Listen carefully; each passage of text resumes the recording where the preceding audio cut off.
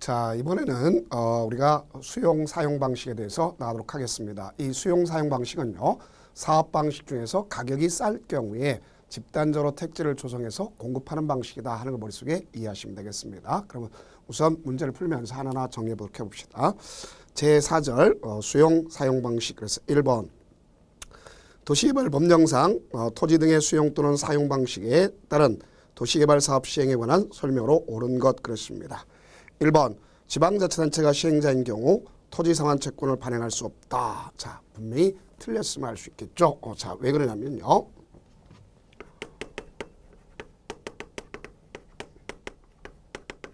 수용 사용 방식은 시행자 중에서 공공시행자, 민간시행자 이렇게 되어 있습니다. 그럼 민간시행자 중에서는요, 조합은 수용 사용 방식을 못합니다. 왜? 토지 소유자들이 모여서 나타나는 게 조합이지 않습니까? 그렇죠? 이를 제외하고 민간을 하려면 국공유지를 제외하고 면적의 3분의 2 이상을 갖다가 소유하고 총수의 2분의 1 이상 동의를 얻도록 되어 있습니다. 또 여기에 방법은요. 방법은 현금으로 발행하는 방법도 있지만 현금으로 주는 방법도 있지만 여기 채권을 줄 수 있어요. 이 채권을 우리가 토지 상환 채권이라는 겁니다. 그럼 이 토지 상환 채권은 원하는 경우에 발행할 수 있습니다. 그중에 2분의 1을 초과할 수가 없어요. 공공시행자든 민간시행자든 발행할 수 있습니다. 그럼 여기 보면 발행 계획서를 제출해 가지고 그 다음에 민간은 지급 보증을 받습니다. 민간만. 자, 우리는 받지 않고요. 그 다음 가서 승인을 얻도록 돼 있어요. 누구한테? 지정권자에게. 그래서 이 경우에 보면 지정권자를 제외하고는요, 다 승인을 받아야 된다는 것도 아시면 되겠습니다. 자, 그것이 바로 여기다 볼 수 있겠고요. 자, 이거는 김영식 증권이라는 것도 알 수 있습니다. 자, 그러면 여기 1번 보면 지방자치단체가 시행자인 경우 토지 상환 채권 발행할 수 없다. 지방자치 할 수 있죠. 공공시행자니까 틀렸습니다. 2번 지방자치단체는 공적 시행자니까 뭐가 없어요? 요건이 없죠. 그다음에 3번 시행자는 조성토지를 공급받는 자로부터 해당 대금의 전부를 미리 받을 수 없다. 자, 이건 이제 선수금을 받을 수 있다는 얘기입니다. 그래서 여기 선수금은 전부 받을 수도 있고 일부 받을 수 있어요. 다만 지정권자한테 승인받도록 돼 있다를 하시면 되겠죠. 그래서 틀렸습니다. 4번 시행자가 학교를 설치하기 위하여 조성토지를 공급하는 경우 해당 토지의 가격은 부동산 가격 공시 및 감정평가의 법률에 따른 감정평가업자가 평가한 가격 이하로 정할 수 있다. 맞죠? 원래 공급해 줄 때는요, 우리가 쓸 때 감정가격입니다. 그러나 감정가격 이하로 줄 수 있다는 걸 볼 수 있어요. 학교 같은 거라든가 이런 것에 대해서 옳은 표현입니다. 그 다음 5번 시행자는 지방자치단체에게 도시개발구역의 전체 토지 면적의 자, 원형지 공급은요, 3분의 1을 갖다가 원형지로 공급할 수가 있다. 이렇게 주면 되겠습니다. 그렇기 때문에 틀렸죠. 자, 그래서 정답은 4번이구나 알 수 있습니다. 그 다음 2번 역시 도시개발 법령에 의하여 발행하는 토지 상환 채권에 관한 설명으로 옳은 것 그랬습니다. 1번 시도시사는 토지 소유자가 원하는 경우에 토지 등의 매수대금 및 전부를 지급하기 위해 사업 시행으로 조성된 토지. 자, 우리는 여기 보세요. 채권은 전부 발행이 없더랬죠. 자, 무슨 발행? 일부 발행할 수 있는 거예요. 원하는 경우 발행하는데 2분의 1 초과할 수 없다 하는 얘기는 일부가 발행한다. 우리 채권은 전부 발행이라는 말은 없습니다 하는 걸 꼭 아시면 되겠죠. 그래서 틀렸고요. 또 거기 보면 2번 토지 소유자인 시행자는 금융기관 또는 보험 사업자로부터 지급 보증을 받아 토지 상환 채권을 발행할 수 있다. 자, 민간 시행자는 여기 보세요. 민간 시행자는 뭐가 필요하다? 지급 보증을 받아야 된다는 걸 알 수 있겠죠. 당연히 맞는 소리 아닙니까? 그래서 지급 보증 받는다. 정답 2번이네요. 3번 시행자, 지정권자가 시행자인 경우에는 제외 토지 상환 채권을 발행하고자 하는 때에는 토지 상환 채권의 발행 계획서를 작성해서 행정안전자가 승인. 아니죠. 여기 뭐예요? 지정권자를 제외하고 지정권자한테 승인받도록 되어 있습니다. 다음 4번 토지 상환 채권은 무기명 증권으로 발행한다. 자, 여기 기명식 증권이랬죠. 다음 5번은 토지 상환 채권의 발행 규모는 그 토지 상환 채권으로 상환할 토지 건축물이 당해 도시개발 사업으로 조성된 분양 토지 또는 분양 건축물의 면적의 3분의 2. 틀렸죠. 자, 얼마나 했어요? 2분의 1을 초과할 수가 없다. 이렇게 보시면 되겠죠. 그래서 정답 자체는 2번이구나 하는 것을 아시면 되겠습니다.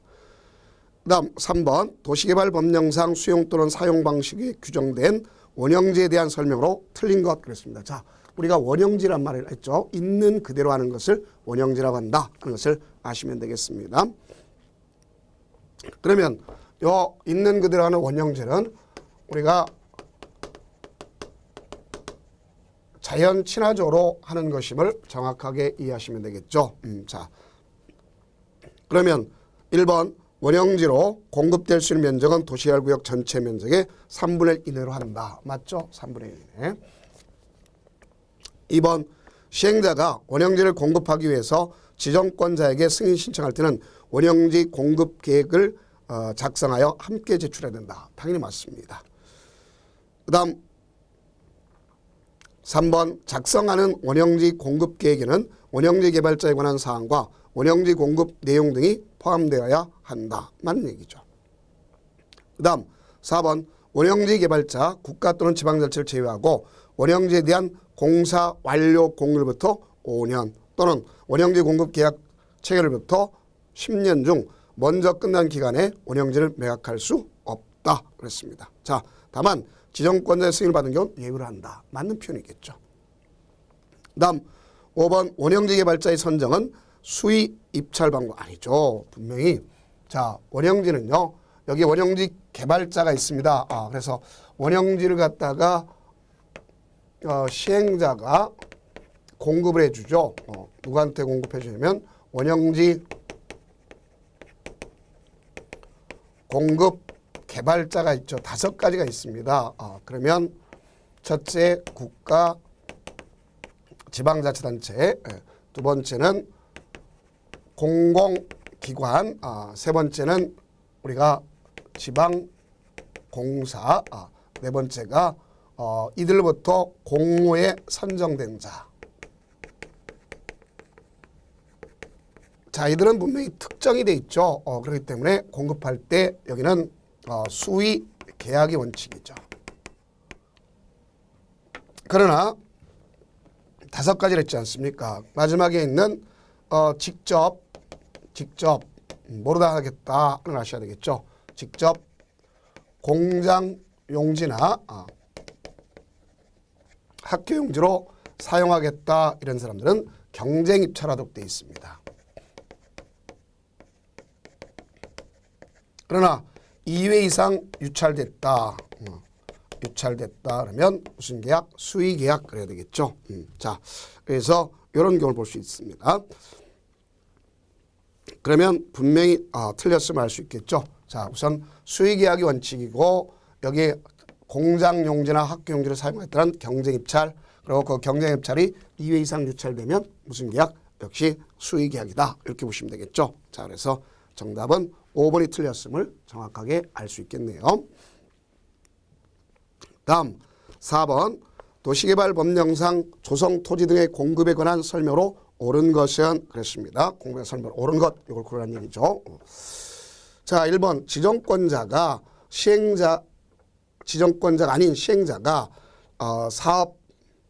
시행자가 조성 토지 등을 공급하려고 할 때 조성 토지 등의 공급 계획서를 작성하여 지정권자의 승인을 받아야 한다. 그랬습니다. 자, 우선 조성 토지를 갖다가 공급한다 그랬을 때는 어쨌든 이 지정권자한테 뭐 받도록 돼 있어요? 제출해서 승인 받도록 되는 거 당연히 우리가 옳은 표현임을 알 수 있겠죠. 자, 그런데 여기서 뭐가 틀리냐면 지정권자 승인이 아니라 지정권자한테 제출하는 겁니다. 알겠죠? 그래서 그것 때문에 틀렸다는 걸 아시면 되겠고, 뭐냐면 나 이렇게 하겠습니다 해가지고 그 뭐라 갖다 놓으시면 제출해서 가져가도록 되어 있는 거 아닙니까? 그러면 지정권자 아닌 시행자가 조성 토지를 공급하려 할 때는 조성 토지 등의 공급 계획서를 작성해 지정권자한테 제출하는 것을 볼 수가 있습니다. 그다음 2번 보면 조성 토지 등을 공급하려고 할 때 주택법에 따른 공공택지의 공급은 추천 방법으로 분양할 수 없다 그랬는데, 자 여기는 분명히 자 보세요. 조성 토지 일반적인 요거 이거 말고 이쪽에 있는 걸 얘기하는 겁니다. 원형지 말고. 그러면 얘는 공급할 때 어떻게 공급하는 거냐 이렇게 주어진다면 약간 차이가 있으면 알 수 있겠죠. 자 우선은 공급 계획서를 미리 제출하도록 되어 있습니다. 그러고 나서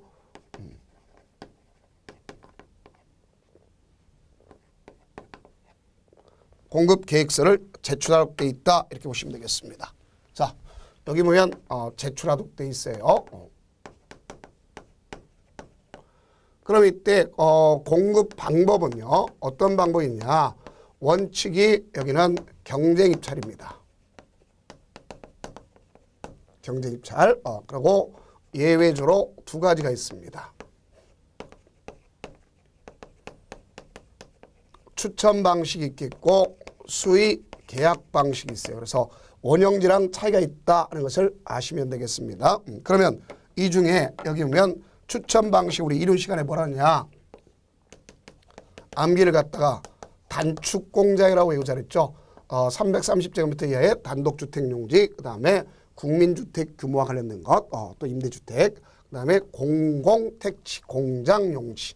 그러고 보니까 공공택지는 무슨 방법? 추천 방식이다. 그러니까 분명히 틀렸음을 알 수 있겠죠.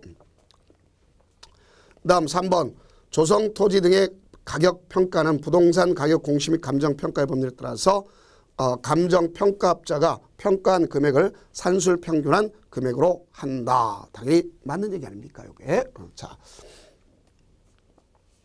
그 다음 4번 공공청사 용지를 지방자치단체에게 공급하는 경우에 수의계약 방법으로 할 수 없다. 아니죠. 수의계약 방법으로 하는 거죠. 그 다음 5번 토지상환 채권에 의하여 토지를 상환하는 경우에 수의계약 방법을 할 수 없다. 아니죠. 수의계약 방법을 하는 겁니다. 그래서 여기 보세요. 경쟁입찰이 원칙이고 단축공장 나머지 외에는 다 무슨 계약이다? 수의계약 방식이다. 이렇게 주면 되겠죠. 그래서 옳은 것은 3번 뿌립니다. 자, 다음 5번 도시개발법령상 조성토지 등의 공급 방법 등에 관한 사항이다. 틀린 것은 그렇습니다. 1번 시행자는 조성토지 등을 고시된 실시계획, 지구단위 계획을 따라 공급하여야 한다. 그랬습니다. 당연히 맞죠. 공급은 실시계획의 정한 방법에. 그 다음 조성토지의 공급계획은 경쟁입찰 방법에 따른다. 원칙적으로 경쟁입찰 방법 맞죠. 그 다음 학교용지, 공공청사용지 등 일반에게 분양할 수 없는 공공용지를 국가지방자치에 공급하는 경우는 무슨 계약? 수의계약 맞습니다. 그 다음 실시계획에 따라 존치하는 시설물의 유지관리에 필요한 최소한의 토지를 공급하는 경우에 추첨 방식 한다. 그랬습니다. 자, 여기는 분명히 틀렸죠. 왜냐하면 최소한 시설을 유지하게 한다면 그 특정된 사람한테 줘야 될 거 아닙니까? 그럴 때는 무슨 방법이면 수의계약 방법이 해야 되겠죠. 그래서 틀렸습니다. 경제입찰 또는 추첨 결과 2회 이상 유찰됐다. 2회 이상 유찰되면 무조건 무슨 방식? 수의계약 방식에 따른다. 하는 걸 볼 수 있겠죠. 그래서 정답은 바로 거기는 틀린 것이 4번이구나. 하는 걸 알 수 있습니다.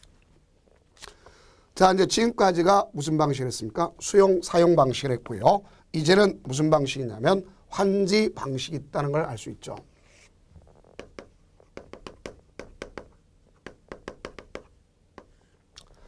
자, 이 환지 방식은 어떤 경우를 볼 수 있냐면 가격이 비싸거나 또는 공공의 효용을 증진시킬 목적으로 강제적으로 교환 분합해서 동가치권을 주는 겁니다. 강제적 교환 분합해가지고 동가치것으로 돌려주는 것을 무슨 방식을 한다? 환지 방식이라고 한다. 이렇게 보시면 되겠습니다. 그래서 동가치권을 돌려준다. 알 수 있습니다. 그러면 이때 제일 먼저 해야 될 것은 바로 뭐냐? 환지계획을 작성해야 되겠죠.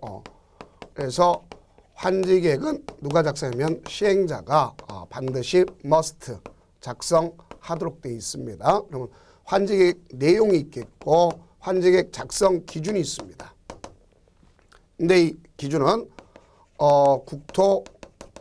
국토교통부령으로 정하도록 되어 있어요.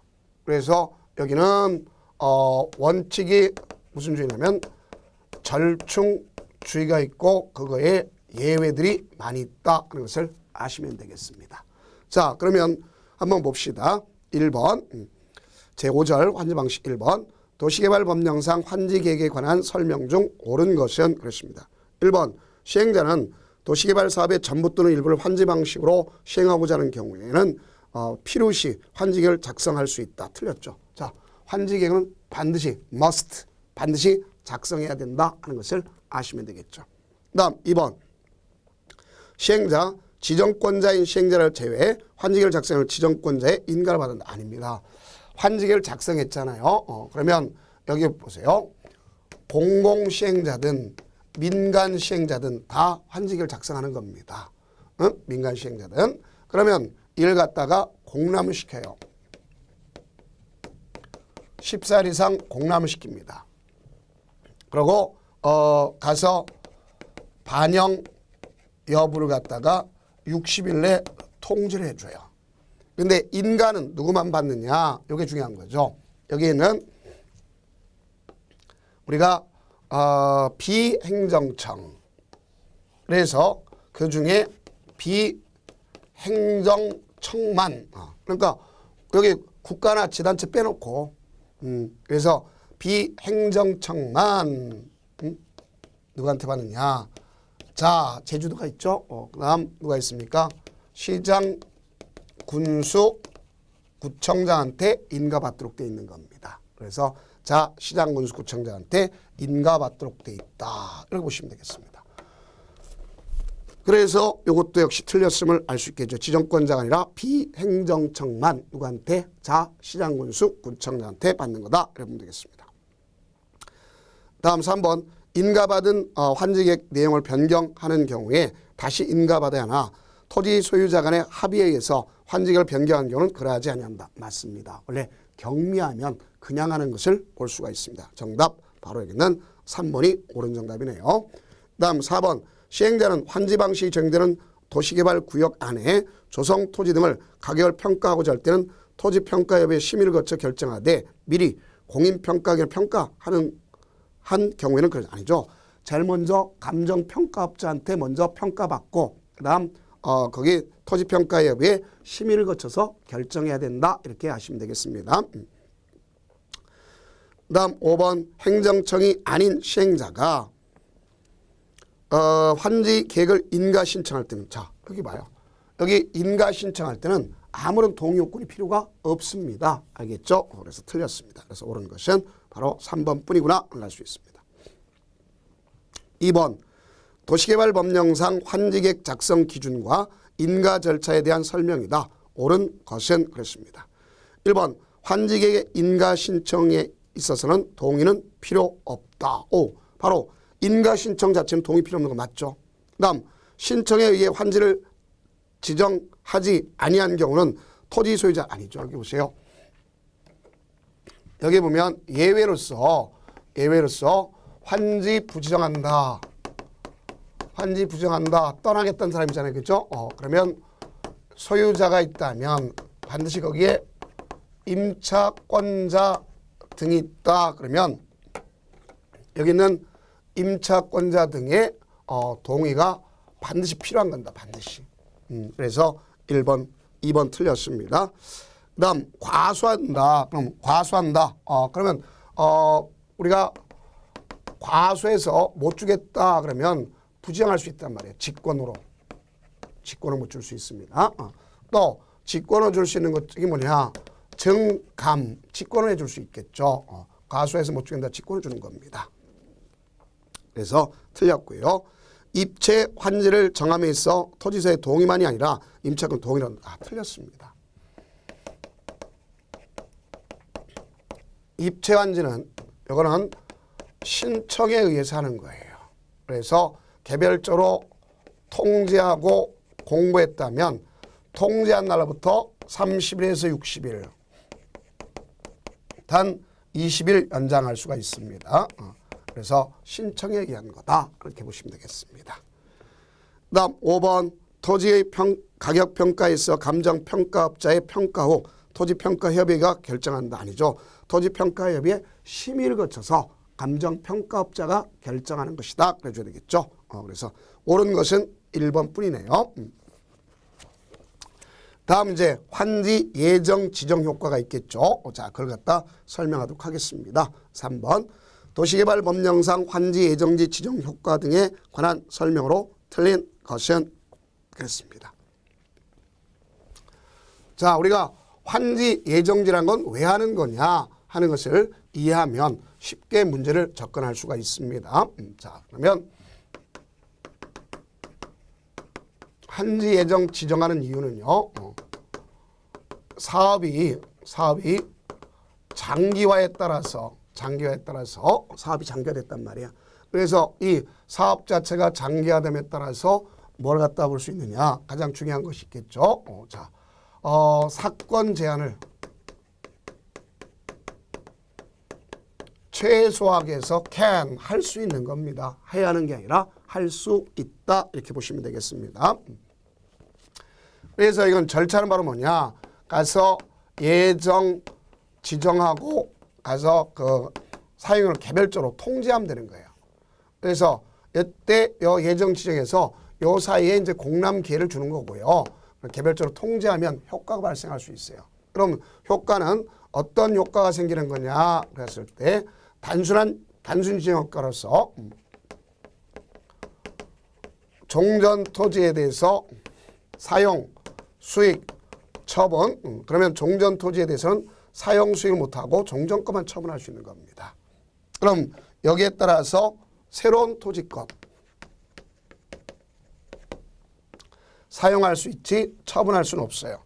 그러면 종전에 있던 땅 주인들은 그 땅의 주인들은 어떻게 할 거냐. 수인 의무가 생기는 거죠. 참아야 되느니라 그런 걸 볼 수 있어요. 근데 여기 장애물이 있다면 따로 개시를 정할 수가 있습니다. 자, 여기에 장애물이 있다 그러면 사용 개시를 정할 수가 있는 겁니다. 이게 단순 지정 효과고 채비지를 갖다가 시행자가 사용도 하고 수익도 하고 뭐도 할 수 있다? 처분할 수 있다. 이렇게 하시면 되겠죠. 자, 그러면 1번 보면 환지 예정지 지정 처분 효력은 그 효력 발생일부터 환지 처분 공고되는 날 다음 날까지 아니죠. 환지 처분 공고일까지 효력이 발생하는 겁니다. 그래서 1번이 틀렸네요. 다음 2번 환지 예정지 지정 처분의 종전 토지에 대한 소유권 이전은 영향을 미치지 않는다. 소유권이 넘어가는 게 아니라 사용 수익권만 넘어가는 거죠. 그러니까 맞는 겁니다.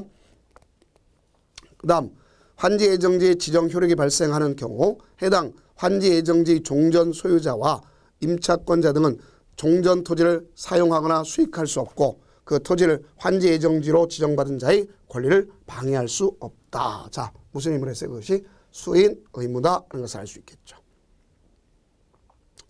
그 다음 시행자는 환지 예정지를 지정한 경우에 해당 토지를 사용하거나 수익하는 데 장애가 될 물건이 그 토지에 있거나 그 밖에 특별한 사유가 있으면 그 토지의 사용 또는 수익을 시작할 날 따로 정할 수 있다. 사용 개시를 따로 정할 수가 있다. 맞죠? 그 다음 5번 시행자는 채비지의 용도로 환지 예정지가 지정될 경우에 도시개발 사업에 드는 비용을 충당하기 위하여 이를 사용 또는 수익하거나 처분할 수 있다. 그랬습니다. 자, 맞죠? 사용 수익 처분할 수 있다. 처분할 때는 등기가 있어야 된다 하는 것을 아시면 되겠죠. 그래서 정답 자체를 보면 거기 있는 것이 1번이 틀렸구나 알 수 있습니다. 자, 그 다음 이제 4번은 뭐 해야 되는 거냐. 환지 처분 효과에 관한 사항 아닙니까? 그러면 한번 보도록 해봅시다. 도시개발법령상 환지처분 효과에 관한 설명 중 옳은 것은 그랬네요.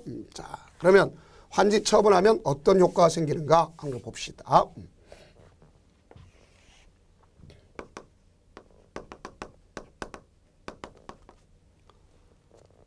환지처분하면 우리가 이건 종전토지에 가름한 처분으로서 효과가 어떤 효과가 있느냐. 그러면 원칙적으로 환지처분 공고일 다음 날 이런 관계가 이루어진다는 것을 아시면 되겠습니다.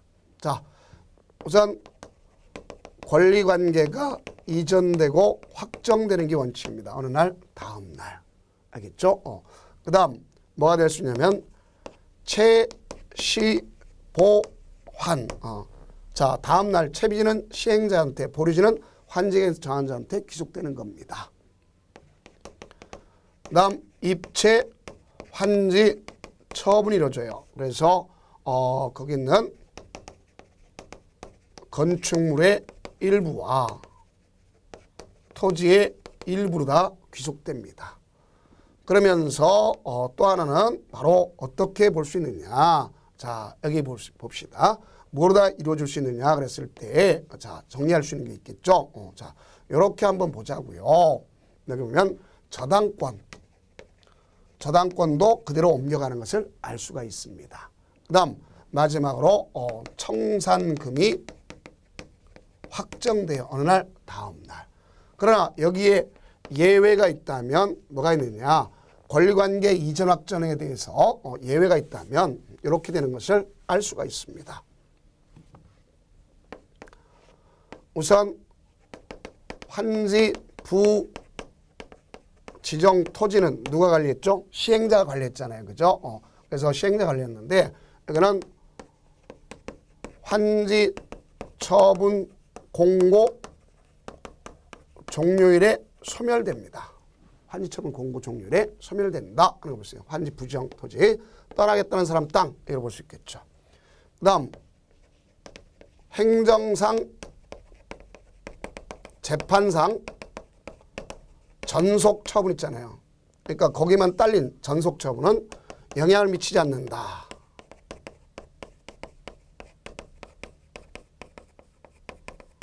또 영향을 미치지 않는다는 건 종전 토지에 그대로 남아있는다 이런 얘기입니다. 그 다음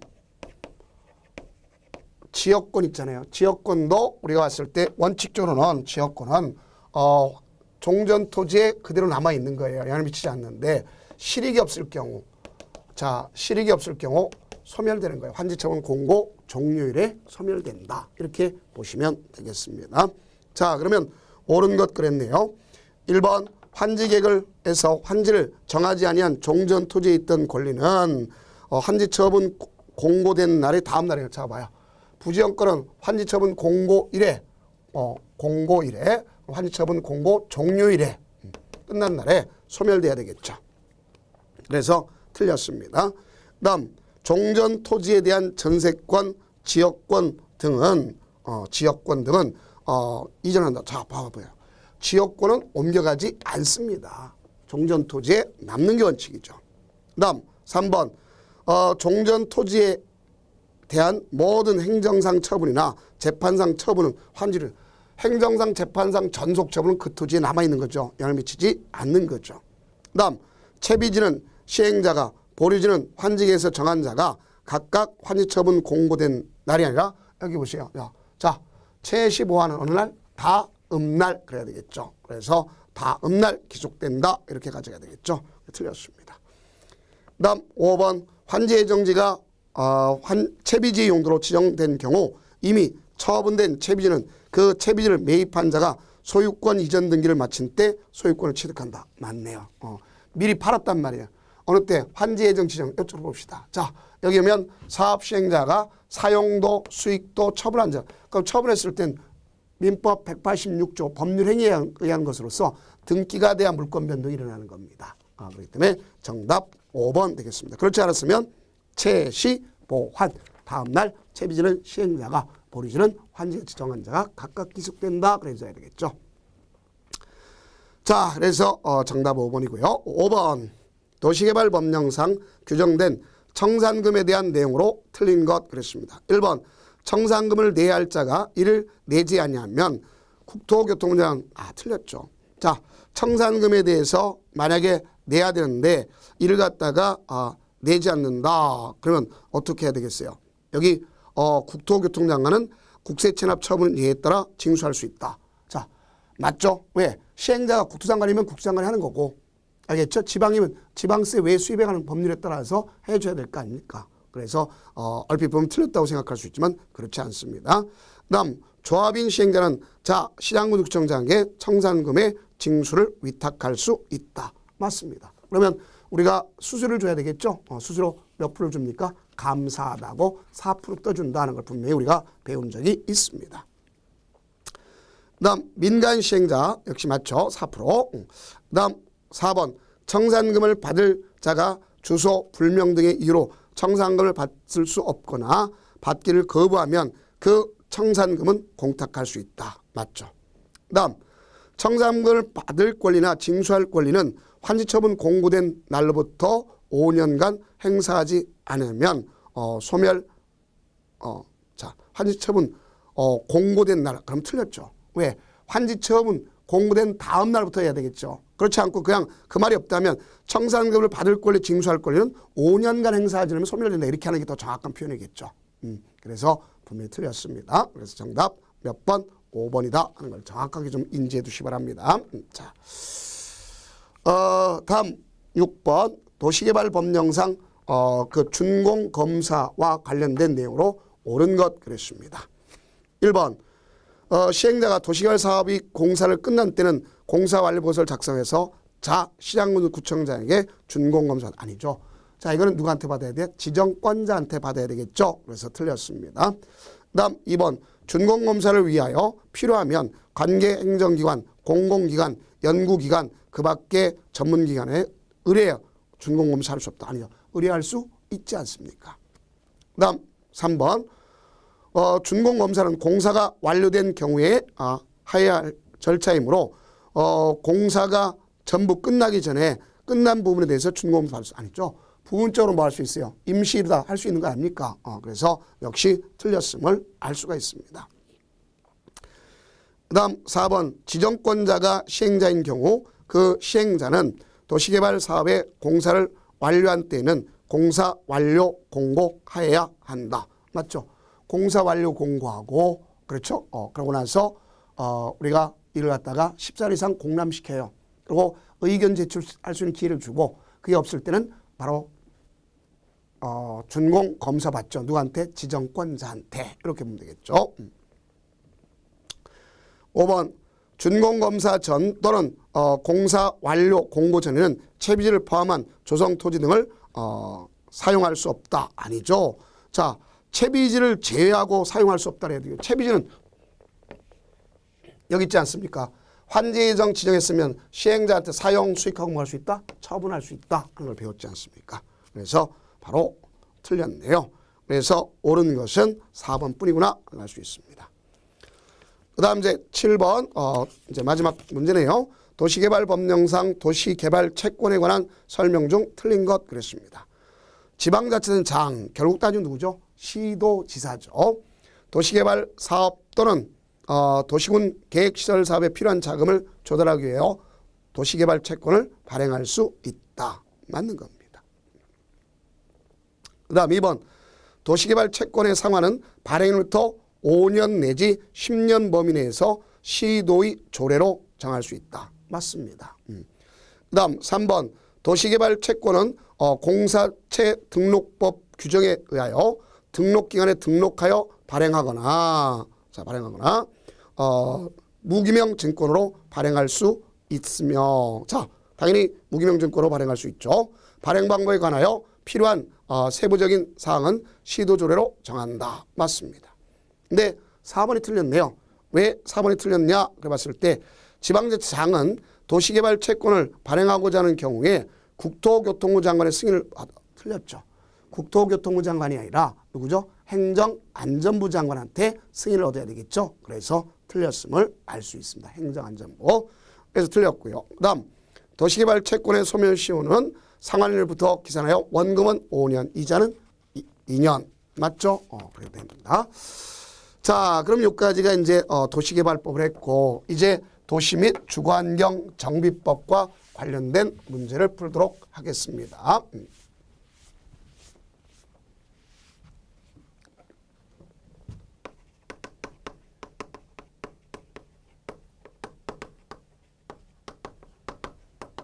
우리가 여기 6문항이 출제되는 걸 볼 수 있겠죠. 그래서 앞으로 줄여서 도시정비법 이렇게 얘기한다고 했죠. 자, 그러면 1번 봅시다. 용어 정의에 관한 사항이네요. 도시 및 주거환경 정비법상의 용어에 대한 설명 중 틀린 것 그랬습니다.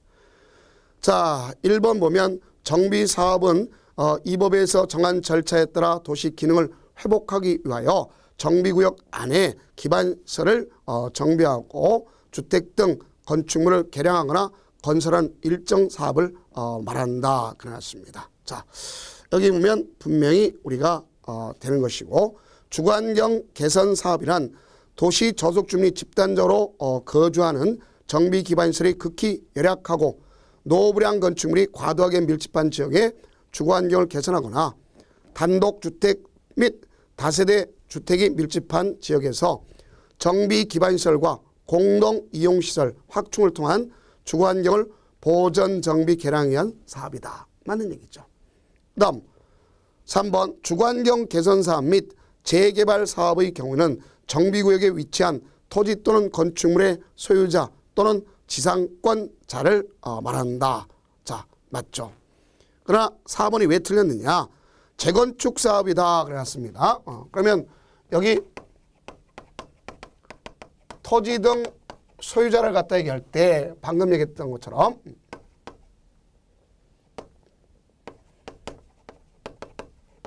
재건축 사업, 그 다음에 주거 환경 개선 사업과 재개발 사업 다르단 말입니다. 그래서 이 재건축 사업의 경우는 가장 중요한 게 그거지 않습니까? 건축물 및 그 부속토지 소유자 이렇게 돼요. 그 부속토지 소유자라 되겠죠. 근데 여기는 건축물 토지 소유자 및 누가 들어가느냐? 지상권자가 들어가죠. 자, 차이점이 이렇게 차이가 있다는 것 아시면 되겠죠. 그래서 4번이 틀렸구나 하는 것을 아시네요. 주택공사 등은 한국토지주택공사법에 의해 설립된 한국토지주택공사 또는 지방공기업법에 의하여 설립된 주택사업을 수행하기 위하여 설립된 지방공사를 말한다. 맞습니다. 그냥 줄여서 보면 되겠습니다. 그러면 정답은 4번이라고 할 수 있겠죠. 2번 도시 및 주거환경 정비법상에 해당하는 사업은 도시 저속주민이 집단적으로 거주하는 지역으로서 정비기만 극히 열악, 노후불량 건축물이 과도에 밀집하여 주거환경을 개선하거나 이거는 더 이상 얘기할 거 없네요. 주거환경 개선 사업이란 말이죠. 주거환경 관리 사업이란 말은 없어졌습니다. 알겠죠? 또 뭐가 또 없어졌다 볼 수 있냐면 거기 가로주택 정비 사업은 없어졌어요. 그럼 오늘 사업은 몇 가지만 있다? 3가지. 주거환경 개선 사업, 재개발 사업, 재건축 사업 이렇게만 있다 하는 것을 아시면 되겠습니다. 다음 이제 1번 제2절에 도시 주거환경 정비 기본계획에 대한 것을 나오도록 해보겠습니다. 자, 우선 여기 보면 이걸 갖다 줄여서 그냥 기본계획 이렇게 쓸 수도 있습니다. 무슨 계획을 쓸 수 있다? 기본계획.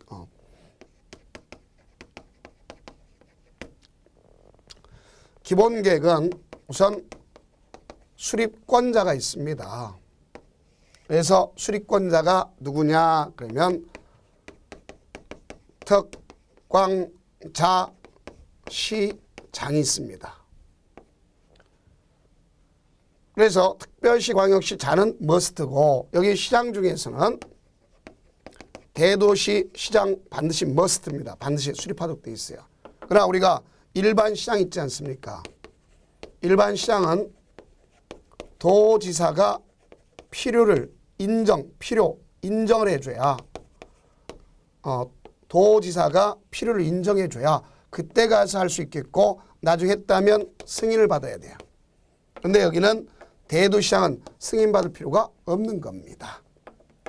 그래서 요거는 10년 단위로 수립합니다. 그리고 5년마다 재검토하는 것을 알 수가 있습니다.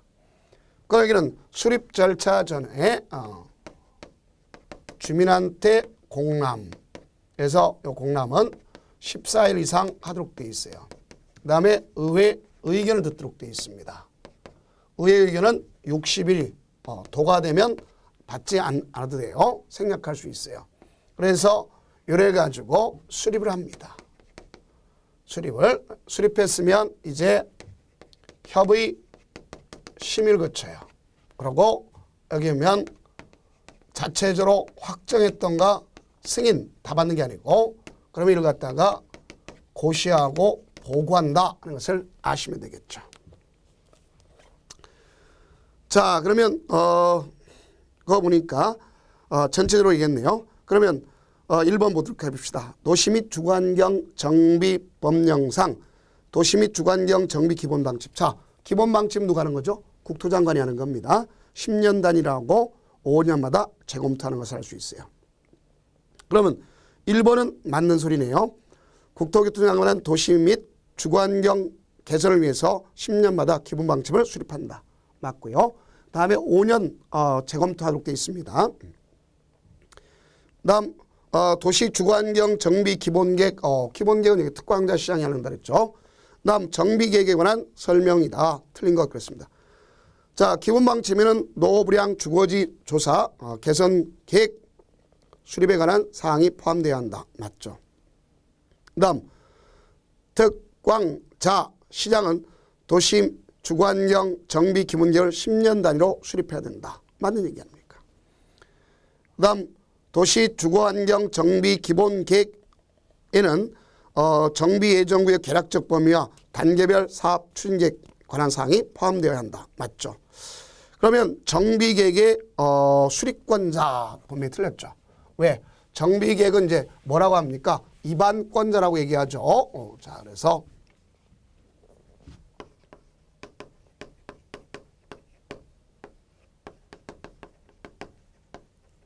입안권자가 누가 되느냐? 여기는요.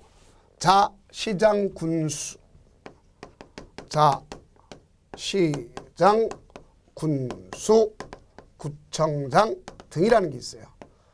제주도를 얘기하고 저기 보면 구청장 등이란 건 서울특별시에 있는 구청장뿐만 아니라 인천에 있는 구청장뿐만 아니라 인천에 누가 있죠?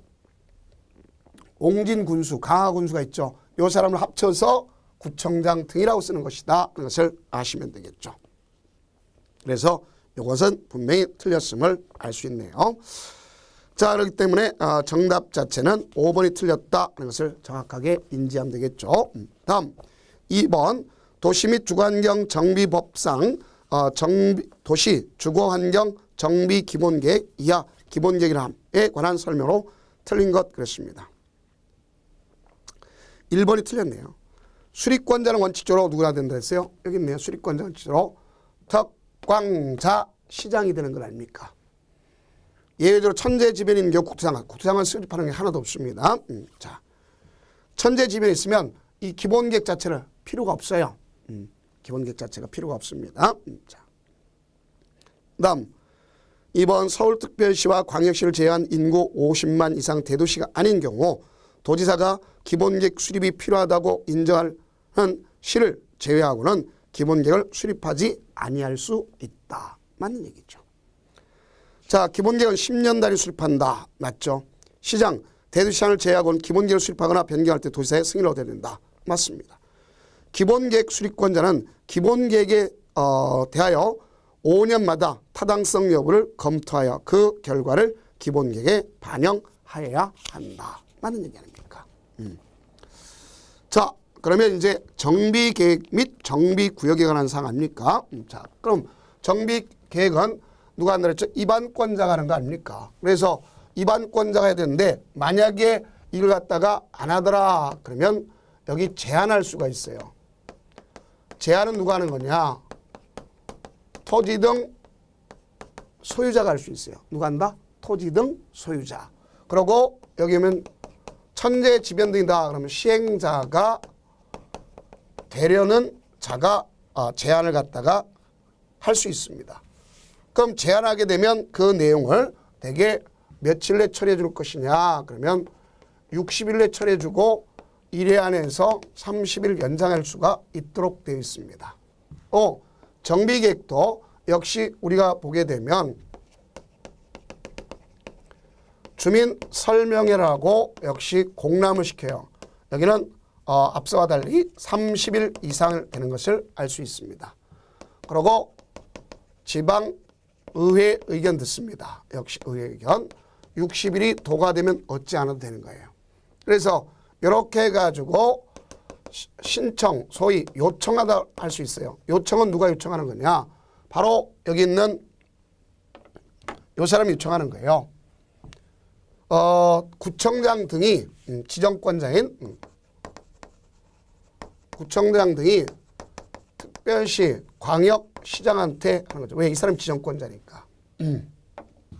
그리고 직권할 수 있습니다. 누가 직권하죠? 앞에 있는 우리가 자 시장 군수 구청장 자 시장 군수는 자 여기 있죠. 이렇게 이 사람은 구청장은 여기 위에 있고 이 사람은 직권을 할 수 있는 거예요. 그래서 이렇게 해서 정비구역을 지정해달라 이렇게 얘기하는 거죠. 그러면 정비구역을 지정해달라는데 정비구역은 지정권자라고 합니다. 지정권자가 누가 있느냐? 특, 광, 자, 시, 장, 군, 수가 지정하는 거예요. 이럴 때는 뭘 거치냐?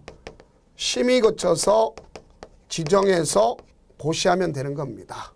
그리고 나중에 와서 보고하도록 돼 있다 이렇게 보시면 되겠죠. 자 그러면 거기 1번 문제를 갖다 한번 풀어보도록 해봅시다. 도시 및 주거환경 정비법령에 의한 정비구역 지정 등에 관한 설명으로 틀린 것은 특광, 자, 시장, 군수 자 거기 지정권자는 기본계획에 적합한 범위 내에서 노후불량 건축물이 밀집되는 등 대통령이 정한 요건에 해당하는 구역에 대해서 정비계획을 결정하여 정비구역 지정 변경할 수 있다. 맞는 얘기죠. 다음 구청장 등은 정비계획을 위반하여 특별시 광역시장에 정비구역 지정 신청해야 한다. 이 경우 지방의회를 첨부한다. 맞습니다. 다음 정비구역 지정권자는 정비구역을 지정하거나 변경 지정하려면 대통령이 정하는 바에 따라 지방도시의 심의를 거치는 거. 맞죠? 심의 거치는 거. 다음 정비구역의 지정권자는 정비구역 진입로 설치를 위하여 필요한 경우에는 진입로 지역과 그 인접 지역을 포함하여 정비구역을 지정할 수 있다. 맞죠?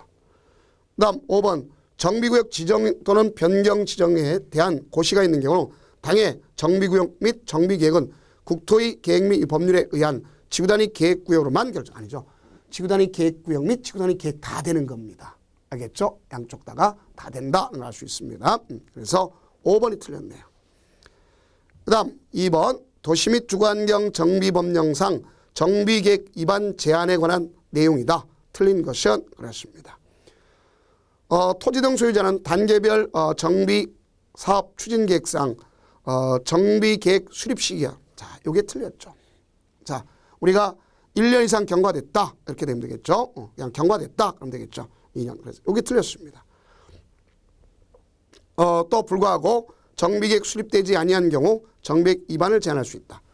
자, 1번이 틀렸네요. 그 다음 토지 등 소유자가 주공 등을 주택공사 등을 사업 시행자로 요청하는 경우에 정비계획 위반을 제한할 수 있다. 맞습니다. 토지 등 소유자가 정비계획 위반권자에게 정비계획 위반을 제한하려는 경우 토지 등 소유자의 3분의 2 이하 및 토지 면적의 3분의 2 이하 범위 내에서 시도조례에 정하는 비율 이상의 동의를 받은 후 시도조례가 정하는 제안서 서식에 정비계획 도서, 계획설명서 그 밖에 필요한 서류를 첨부하여 정비계획 위반권자에 제출한다. 맞습니다. 그럼 정비계획을 위반권자에게 제한이 있는 경우 며칠? 60일. 1회 안에서 30일 연장할 수 있다 했죠. 맞습니다. 다음 정비계획 위반권자는 제한을 정비계획 반영에 하는 경우에는 제안서에 첨부된 정비계획 도서와 계획설명서를 정비계획 위반에 활용할 수 있다만 얘기 아닙니까? 그래서 정답 자체가 몇 번이라고 볼 수 있냐면 바로 틀린 것 1번이고요. 자, 3번 하고서 마치도록 하겠습니다. 도시 및 주거환경 정비법령상 정비계획 위반에 관한 설명으로 틀린 것 그랬습니다. 정비계획 위반권자는 정비를 위반하거나 변경하려면 주민에게 서면으로 통보한 후 주민설명회나 및 30 이상 주민에게 공람하여 의견을 들어야 하며 제시된 의견이 타당하다고 인정되면 이를 정비계획에 반영해야 한다. 당연히 맞는 얘기죠.